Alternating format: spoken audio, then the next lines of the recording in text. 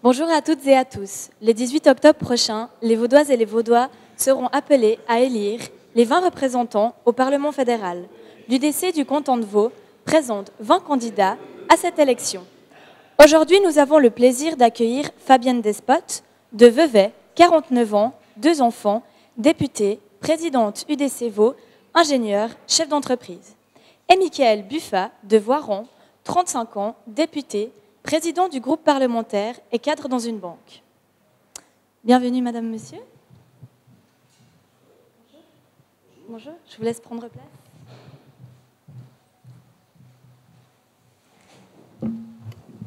Alors, je vais commencer par vous, madame Despotes. Les relations entre la Suisse et l'Union européenne sont au cœur des enjeux de la prochaine législature. L'UDC s'engage en faveur d'une Suisse indépendante et souveraine. Quelle est la voie du bon sens, selon vous ? C'est une question effectivement essentielle pour l'UDC et notre avis, me semble-t-il, est de suivre celui qui est choisi par les citoyens suisses, à savoir un vote en 1992 qui est très clair de ne pas rentrer dans l'Union européenne. Nous avons pris une grande décision aussi l'année passée avec le 9 février de maîtriser l'immigration de masse et j'espère que nous continuerons sur cette voie avec la primauté du droit suisse qui est une initiative que vient de lancer l'UDC qui est essentielle pour que la Suisse conserve sa maîtrise dans le cas présent dans le milieu juridique. Monsieur Buffat, je vous laisse rebondir. Oui, effectivement, nous devons entretenir des bonnes relations économiques et amicales avec l'Union européenne, mais cela doit en aucun cas passer par une reprise du droit européen ou pire encore une adhésion. D'accord. Deuxième question. En 2014, Lausanne était la ville la moins sûre de Suisse. L'UDC a fait de la sécurité publique un enjeu central dans son combat politique. Selon vous, comment expliquer l'insécurité lausannoise et comment y remédier ? Je vous laisse la parole, monsieur Buffat. Oui, merci. Les lois existent, il suffit juste de les appliquer. Je crois qu'on assiste à Lausanne à un certain laxisme de l'application des lois.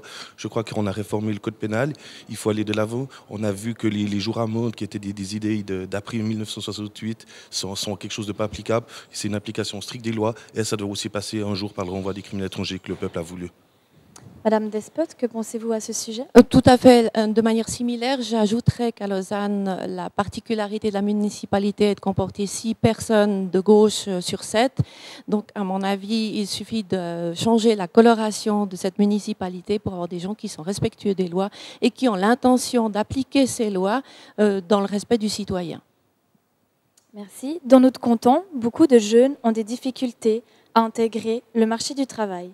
L'UDC a toujours témoigné son soutien à une formation scolaire orientée sur les réalités économiques. Afin de favoriser l'intégration des jeunes sur le marché de l'emploi, que peut-on entreprendre selon vous ? Nous avions déjà fortement insisté pour avoir une vraie formation à l'école qui est de base, c'est-à-dire des mathématiques solides, du français solide pour tous les élèves. Et ensuite, cette formation doit s'axer sur les besoins économiques du pays, et notamment revaloriser la formation professionnelle qui n'a pas un statut suffisamment élevé à nos yeux par rapport à l'université. Nous sommes dans un milieu où l'université est vue comme la voie pour tout le monde, le bac pour tout le monde, et ce n'est pas sain pour valoriser tous les parcours professionnels et tous les parcours de formation. Et selon vous, monsieur Buffat ? Oui, effectivement, Madame Despotes a totalement raison. On doit absolument revaloriser la formation de l'apprentissage. Je crois que c'est une clé du succès suisse. D'ailleurs, beaucoup de pays aux alentours envient cet apprentissage que nous avons en Suisse. Les Vaudoises et les Vaudoises ont contribué à redresser les finances cantonales en ayant accepté une fiscalité peu attractive en comparaison intercantonale. Êtes-vous favorable ou pas à une diminution des charges fiscales et si oui, qui doit prioritairement en profiter et pourquoi ? Oui, alors effectivement, je pense qu'on doit rapidement mettre en œuvre la réforme des 3 des entreprises qui va viser une baisse d'imposition pour 90% des PME de notre canton. Ensuite, on doit vraiment faire un effort pour les personnes physiques, pour les familles et pour la classe moyenne qui, elle, a payé pour redresser les finances cantonales. Madame Despotes, quelque chose à ajouter ? Particulièrement, l'effort doit être porté pour les PME et pour la classe moyenne. Et dernière question, un peu plus personnelle. Avec quelle personnalité souhaiteriez-vous dîner et de quoi voudriez-vous parler ? J'aimerais me retrouver entre deux personnes, ce qui paraît difficile parce que l'une des deux est décédée. C'est C.S. Lewis, qui est un écrivain qui est très connu pour une suite romanesque qui s'appelle Le Monde de Narnia, et pour un roman extraordinaire, L'Abolition de l'homme, où il parle de la nécessité de former les gens et de l'état d'esprit dans lequel on les forme et on transmet des connaissances.